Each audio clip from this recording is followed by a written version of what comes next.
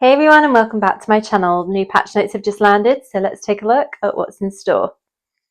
Captivate hearts in the Feast of Valenti. Hail Adventure! Since our last content update, you've hunted Jingen, Eater of Mountains in Tongshi's Renewal, honed legendary gems in the Gem Surge limited time event, and more. This content update introduces a vengeful Horn on the hunt for hearts, Valenti, and a new battle pass. As with previous content updates, there will be server maintenance, and this will start on February 11th until February 12th at 2 AM server time. So with this update, we'll be seeing Feast of Valenti limited time event, Season 36 Battle Pass Amberclad, Exclusion Legendary Gem Drop Pool, returning events, new legendary items, feature updates, and bug fixes. Let's kick off with a look at the Feast of Valenti limited time event. Some common folk of Sanctuary worship a blood-soaked fiend called Valenti, a powerful spirit who is known for granting their heart's desire in exchange for a grisly offering. The greater the sacrifice, the more powerful the exchange. On her name day, her power is at its apex. Although the customary practice is to wish for love, people also use this day to make other wishes and discover their future. Those driven mad by love and loss sometimes worship this vengeful entity to greater lengths, building altars for her deep in the woods and adorning them with fresh heart to express their devotion. So this event will be in game from February 12th at 3 AM server time until March 12th at 3 AM server time, and this will give you the chance to earn a few different things. So you can see for a limited time, complete tasks to obtain the rewards. So you've got things like Telluric Pearls, 1-star legendary gems, legendary items, and you've got some normal gems, gold, scrap material, and beguiling dust as well. So this looks like it could be quite a good event for earning some materials, and you can also see you can get the booster for this at the cost of 160 orbs. So to earn the rewards, you need to collect bloody hearts, and they can be earned from participating in the following limited time events whilst the Feast of Valenti is active. So this includes Trial of the Horde, Survivor's Bane, Conqueror, Wild Brawl, Fractured Plain, and Alley of Blood. So those events are obviously returning over this event time as well. Now let's take a look at the new Season 36 Battle Pass, Amberclad.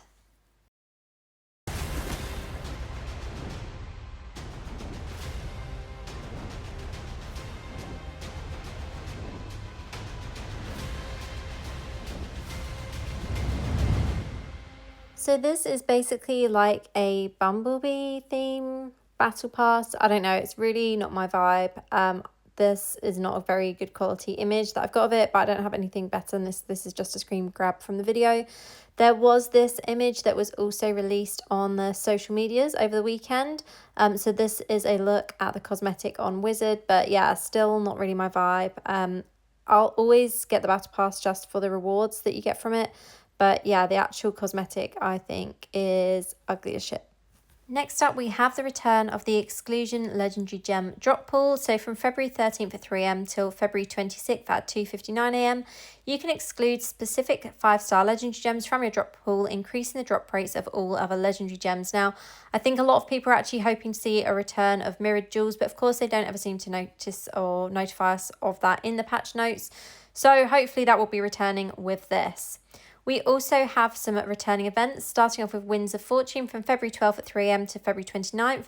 There's a couple of changes for Winds of Fortune, so you can now choose when to activate the 24-hour bonus, which has always been the case, but this bonus operates in real world time and will continue to count down even if you are offline. If you've not used your bonus by the final day of the event, it will automatically activate itself, and any forgotten rewards will be sent to you via in-game mail upon your next login. Trial of the Horde is also coming back February 12th till February 19th. Wild Brawl February 14th to February 21st. We've got Shady Stock also coming back February 15th to February 22nd. Survivor's Bane February 19th till February 26th. Conqueror February 21st till February 24th. All Clans on Deck February 22nd till March 1st. There's also new legendary items coming, so I'm going to just scroll all the way down to Wizard because I know that is what you guys want to see. So for Wizard, we've got Asymmetric Reality main hand. Disintegrate also drains energy from enemies, recovering 1 energy each time it hits. Nexus Run offhand. Lightning Nova also increases your attack and movement speed by 10% for 3 seconds. Spectral Weave Chest. Ice Crystal now conjures a crystal that follows you, dealing damage to nearby enemies every second. While active, your channeled rays will automatically refract onto enemies. Atropy's Path Pants. Disintegrate damage increases the longer it is channeled, up to a maximum of 30%. Pillars of the Skull's Head. Ice Crystal also shatters enemy armor, increasing the damage they take from skills by 15% for 2 seconds. And Frozen Stare Shoulders. Ray of Frost also weakens enemies, decreasing the damage they deal by 10% for 2 seconds. So I'm not that impressed again with these wizard essences. They seem really half-assed. The only one that I'm somewhat interested in is the new pants, Atrophy's Path.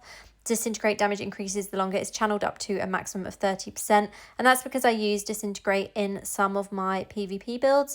But other than that, I would say this update is once again super disappointing for Wizard. And finally, let's take a look at feature updates, starting with set item drop from dungeons. All dungeon bosses and ancient elites now have a chance to drop set items. Final dungeon bosses have had their set item drop rate reduced to retain balance, so that makes no sense. So bosses and elites now have a chance to drop set items. Well, bosses have always dropped set items, but final dungeon bosses have had their set item drop rate reduced. Okay, so any bosses, so any purple monsters in the dungeons now have the chance to drop set items, but dungeon bosses have had the drop rate reduced. So it doesn't really look like this is benefiting at all. It looks like it's going to just be the same. It's just that you might get set items from ancient elites and the other bosses within dungeons now, but there's not going to be an increased drop rate in that, so kind of pointless information there.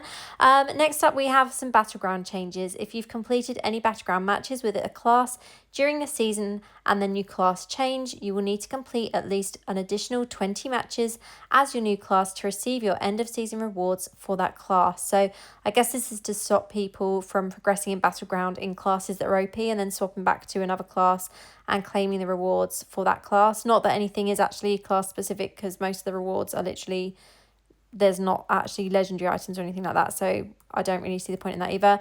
Additionally, the rewards you receive from completing each battleground match have increased.